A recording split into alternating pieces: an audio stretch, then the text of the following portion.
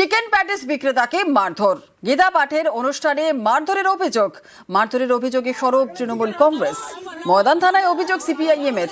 Patties বিক্রেতাকে মারধরের video viral, আর এই video সত্যতা যাচাই করেনি নিউজ 18 বাংলা।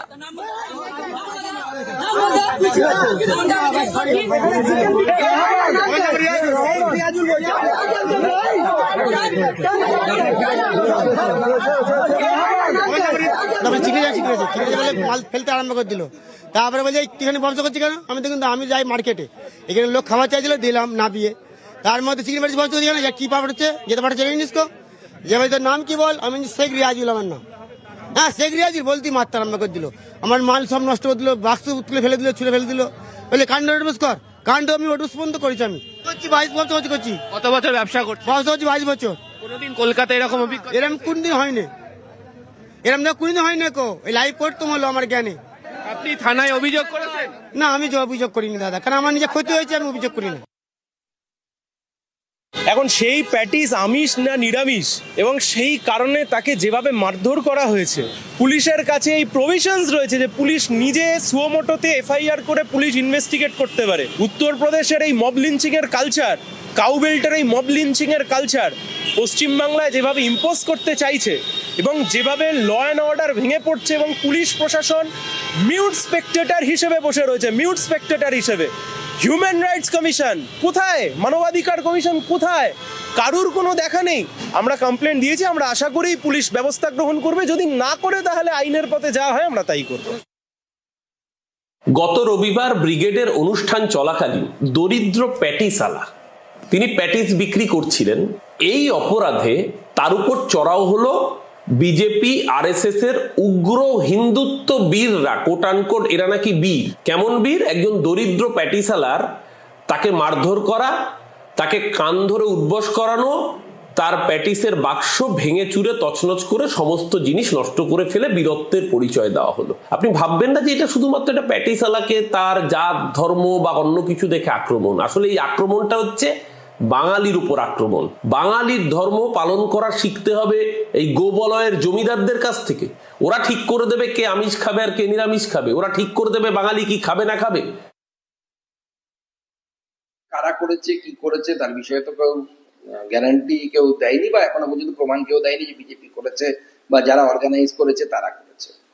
কিছু লোকের হয়তো মানসিক যে আছে, তাদের যে ধর্মের প্রতি আবেগ আছে, সেই আবেগে কিছু লোক হয়তো আহত হয়েছে। ধর্মের নামে অত্যাচার। রবিবার ব্রিগেডে চিকেন প্যাটিস বিক্রেতাকে মারধর, নিন্দায় সরব বিশিষ্ট বাঙালিরা।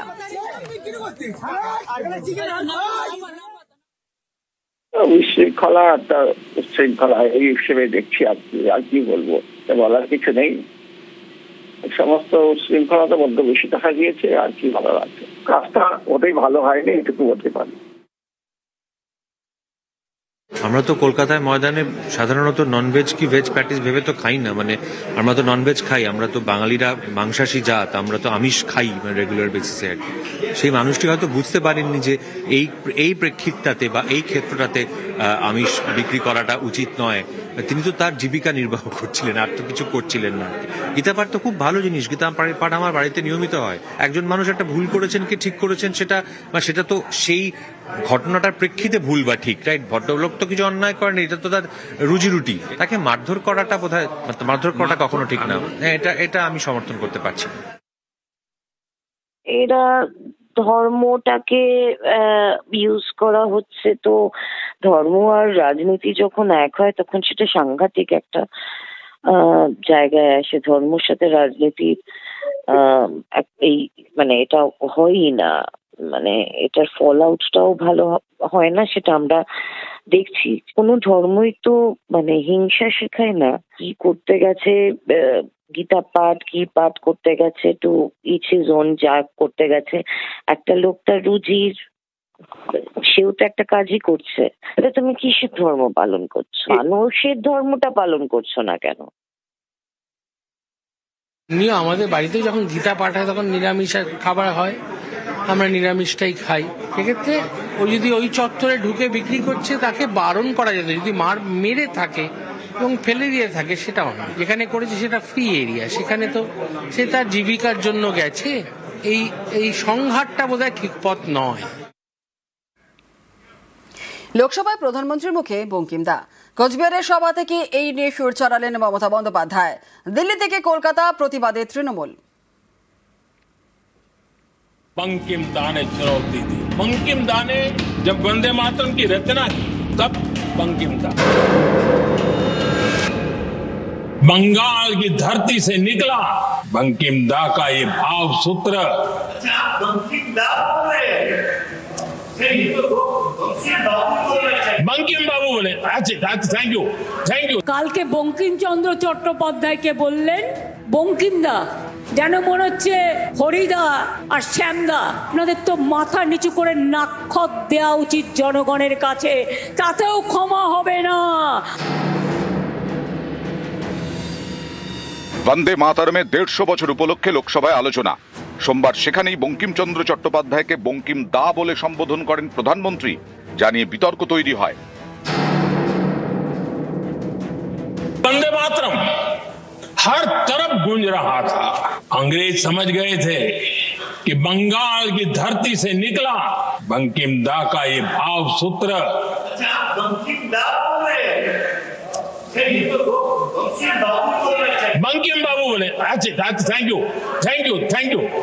यू। आपकी भावनाओं के लिए मैं आदर करता हूं। बंकिम बाबू ने थैंक यू दादा, थैंक यू। हाँ, आपको तो दादा कह सकता हूं ना, वरना उसमें भी आपको इतराज हो जाएगा। মঙ্গলবার কোচবিহারের সভায় এ নিয়ে সুর চড়ান মমতা বন্দ্যোপাধ্যায়। কালকে বঙ্কিমচন্দ্র চট্টোপাধ্যায়কে বললেন বঙ্কিমদা, যেন মনে হচ্ছে হরিদা আর শ্যামদা। বঙ্কিমচন্দ্র চট্টোপাধ্যায় যিনি ন্যাশনাল সং রচনা করেছিলেন, তাকে এইটুকু সম্মান দিলেন না। আপনাদের তো মাথা নিচু করে নাক্ষত দেওয়া উচিত জনগণের কাছে, তাতেও ক্ষমা হবে না। আন্দোলন করেছিল কারা? স্বাধীনতা আন্দোলন। বাংলা। ক্ষুদিরামকে বলে দিলেন সন্ত্রাসবাদী, বিদ্যাসাগরের মূর্তি ভাঙলেন। 26শে বাংলায় বিধানসভা নির্বাচন, তার আগে বাঙালি আবেগে শান দিতে ময়দানে তৃণমূল কংগ্রেস। কলকাতা থেকে দিল্লি সর্বত্রই সরব বাংলার শাসক দল।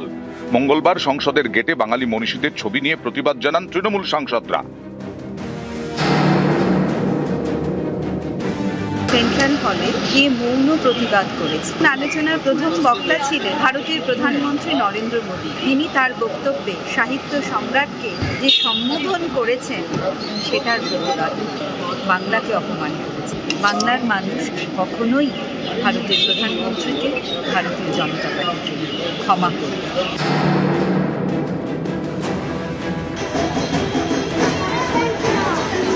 বঙ্কিমচন্দ্র চট্টোপাধ্যায় তিনি হয়ে গেলেন বঙ্কিম দা, একবার নয় 4 বার 5 বার করে। এটা তো হতে পারে না। রাষ্ট্র গান আমাদের, সেটা একটা বিতর্কের বিষয় কেন তৈরি হবে? একটা নাটকের সীমা আছে। বঙ্কিমচন্দ্র চট্টোপাধ্যায় যে বাড়ি, সেটা পর্যন্ত সংস্কার করেনি, আর মুখে বড় বড় কথা। 150 বছর পর এই যে লোকসভাতে বন্দে মাতরম নিয়ে আলোচনা করলো, এটাতেই তো আমার গর্বে ভরে ওঠে। তৃণমূল কংগ্রেস একবারও তো আবেদন করেনি যে নেতাজি সুভাষচন্দ্র বসুর একটা আবক্ষ মূর্তি ইন্ডিয়া গেটে হোক, কিন্তু আমাদের দেশের প্রধানমন্ত্রী তা করে দেখিয়েছেন। আর ওনারা উচ্চারণ নিয়ে শুধুমাত্র উল্টোপাল্টা কথা বলছেন। তবে সোমবার বিতর্ক শুধু প্রধানমন্ত্রীর কথা নিয়ে হয়নি। কেন্দ্রীয় সংস্কৃতি মন্ত্রী গজেন্দ্র সিং শেখাওয়াত বঙ্কিমচন্দ্র চট্টোপাধ্যায়কে বঙ্কিম দাস চ্যাটার্জি বলে সম্বোধন করেন। তা নিয়েও তুমুল হট্টগোল হয় সংসদে। वंदे मातरम जब बंकिम दास चटर्जी ने लिखा, चटर्जी जी ने लिखा था, तब उन्होंने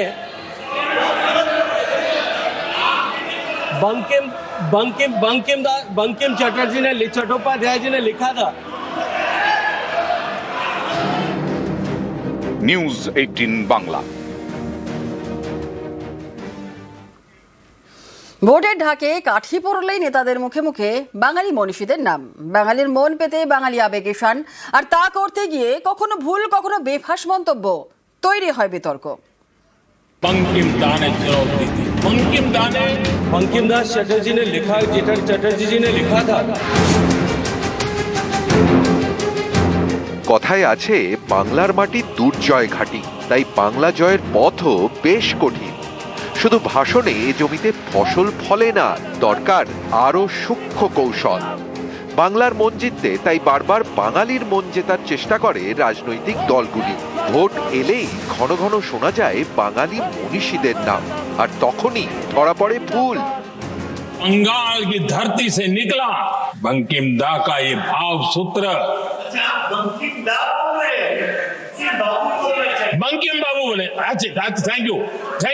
यू बंकिम बाबू ने, थैंक यू दादा, थैंक यू। हाँ, खुदराम बोस, राजेंद्र नाथ लाहिड़ी, रामकृष्ण विश्वास, जिन्होंने वंदे मातरम कहते कहते फांसी के फंदे को अपने गले पर लगाया था। हरगोपाल बाग, पुलिन विकास घोष, त्रिपुर सेन, इन सब ने देश के लिए अपना बलिदान दिया। मास्टर सूर्यसेन को 1934 में जब फांसी दी गई, एक ही शब्द की गूंज थी, और वो शब्द था वंदे मातरम। वंदे मातरम जब